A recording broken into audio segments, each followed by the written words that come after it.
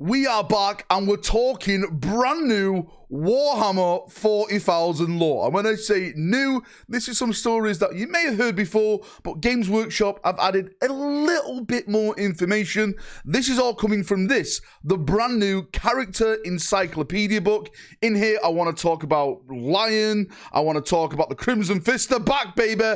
I also want to talk about some characters like Yarrick, because now he is definitely coming back. Even Games Workshop are hinting it in this book. So let's jump in, let's look at it all, and of course, let's get waffling. Now let's jump into the deep end and let's talk about Lionel Johnson and his inevitable battle with Luthor. Is it looking like this is going to be happening on the horizon? I think this passage is definitely linking to that, for me anyway. So inside of this book, I'm going to put in the background right now, there is a passage. It's about the Dark Angels, it's about the Fallen, but this really stood out to me. It says, the Dark Angels have hunted the Fallen ever since, seeking to expunge the sins of their forebears while keeping knowledge of those days a secret from the rest of the Imperium. Those they capture are taken to the Rock to be tortured into repenting for their sins. Since his return, it is believed that the Lion has spared some of those who were misled by Luthor thousands of years before. Of course, we know that's true because the Lion book literally states that, and that's why we have a bunch of new models added to the Dark Angel range. A reckoning awaits between the Lion and Luthor himself. However, he has escaped his jail within the Rock. Now, we know that is the law. The Luthor is out there. He escaped the Rock. Some people say he was let out on purpose, potentially by the Dark Angels. Some people say he was let out on purpose by the demons that actually invaded the Rock. There's a lot of theories. There's a lot of things out there. But what we do know for true is that Luthor is out there. And if I'm not mistaken, in the 8th edition codex for the Dark Angels, this hasn't been added in any of the other ones. It was stated that a shadowy figure has been gathering the Fallen to him in legion size strength. And there was a lot of rumors, there was a lot of theories that that shadowy figure was Luthor. We know that the Lion came back in 9th edition. The Lion wasn't back at this point. So this is when we started to theorize, well, if Luthor is out there and he's gathering the legion to him of Fallen, then surely the Lion has to return to fight that fight. And the Lion has returned now. And now we're in this bit like, well, are they going to fight? Are they going to do this? There was no mention of, like, the Lion's thoughts against Luthor in the Lion book as far as I'm concerned. But this passage, this is the only time I think I've seen where it mentions that something awaits the Lion and Luthor now. Could this be one of the narratives that they bring into the story? We've all talked about this so many times on the channel. We need more Lion lore. We've had the Lion novel, which was fantastic. Well, I thought it was fantastic. But ever since then, it stopped. Yes, he fought Angron in the Arcs of Omen campaign, but ever since then, it's gone dead silent. 10th edition has just been absolutely radio silent for the Lion. So hopefully, we get something big happening with him very, very, very, very soon. And from the Lion to the greatest gene lineage among the Astartes, let's talk about the Sons of Dawn, because this really is exciting me now, and it's all about Pedro Cantor. If you haven't been following the rumors over on this channel, then I've heard that Pedro Cantor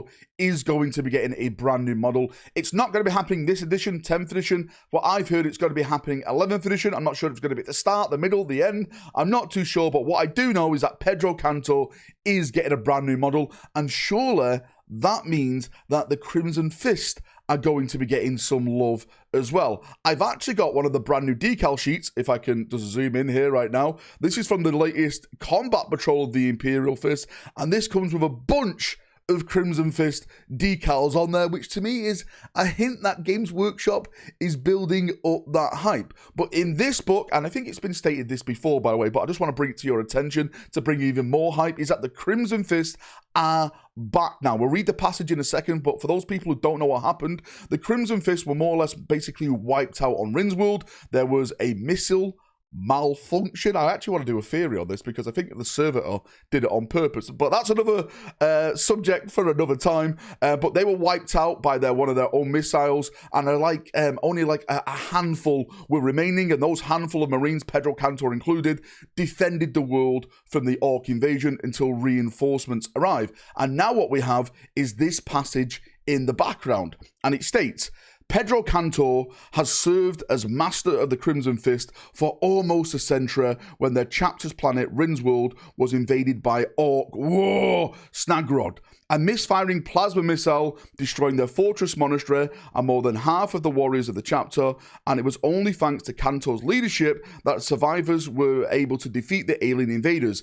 In years since, he has carefully rebuilt his chapter around a core of veterans to fight on in the defense of the Imperium. Gilliman's definitely turned up. They've got the Primaris Marines. They're back. They're bigger than ever. They're ready. Well, they're insisting on a fisting now. We all know the big narrative that's coming in 10th edition with the Orcs launching. I've said so many times it should have been the Crimson Fist painted in that starter edition, 11th edition box set. It's all happening now. The Orcs are coming. The Crimson Fists are ready.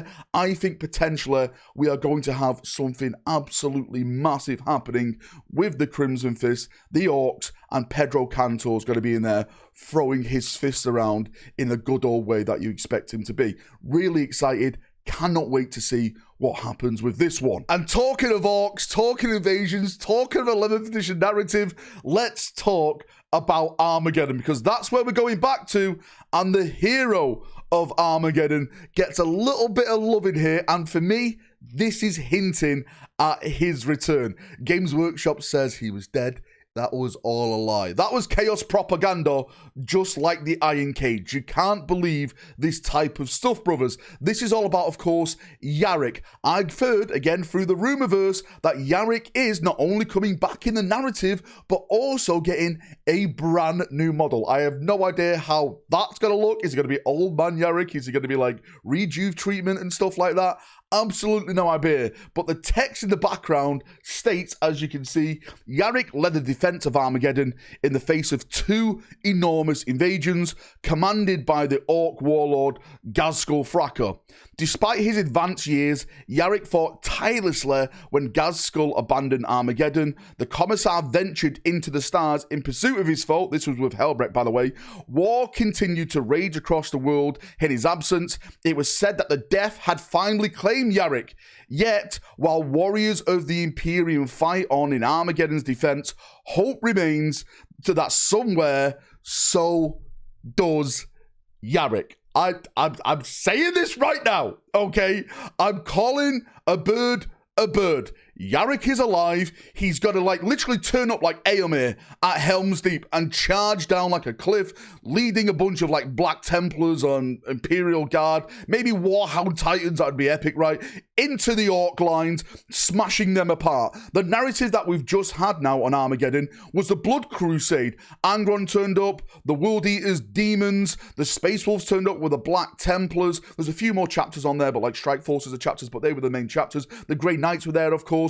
They managed to banish Angron back into the warp, but I'm sure Angron's going to come back in a couple of minutes, as he normally does. But that big battle just happened, and then I'm sure the Orcs are going to turn up because they've heard of this big battle on Armageddon, and they want to throw their green fist into it, and then that's when Yarrick returns. I can see it all now into the future.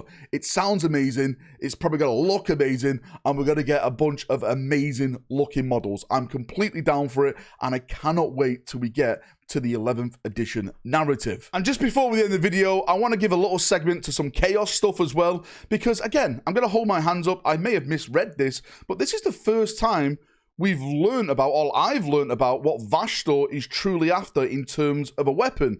We all knew he was after a weapon, but what type of weapon? What does that key that he's got now is going to unlock? Well, apparently in this book, it tells us what that weapon is, which again is exciting because the Arcs of Omen series that we had left us a lot scratching our heads. There's been rumors of Vashtor apparently getting his own model range and stuff of demonic type of monsters that are not Dark Mech or anything, like the Vashtor's own creations. But again, in the background, you can actually see the text as I'm going to read it. It says, Vashtor does not owe allegiance to any of the four greater chaos gods, but maintains independence as the arms dealer of the great game.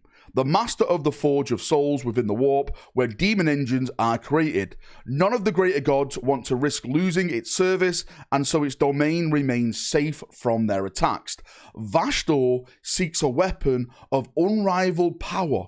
hidden since the cataclysmic war in heaven at the dawn of time, which would spell apocalyptic doom for the galaxy. So am I right in saying, again, I may be wrong, I hold my hands up if I'm wrong, this is the first time we've heard that the weapon he's after is something that was used in the War of Heaven, which again is absolutely bloody massive, because that conflict would blow your mind. Like, we are going way back when the galaxy was just like, it makes the Imperium versus Chaos War look like a war between ants at this point, right? We're talking just soul-destroying weaponry, like conflicts you can't even think about. It's that big, it's that destructive kind of thing, right? There's some massive factions involved back then. And if he's searching for a weapon that involved that era, and he gave that to potential Chaos and Abaddon to use against the Imperium, this could be disastrous for the Imperium, for Guilliman, the Lion, the good guys, the Space Marines and stuff like that. It could be an absolute win for Chaos. So this is going to be very, very spicy where we go with that narrative, and to see if he actually gets his hands on a weapon like that. Anyway, enough waffling for me. Thank you for coming. Thank you for watching.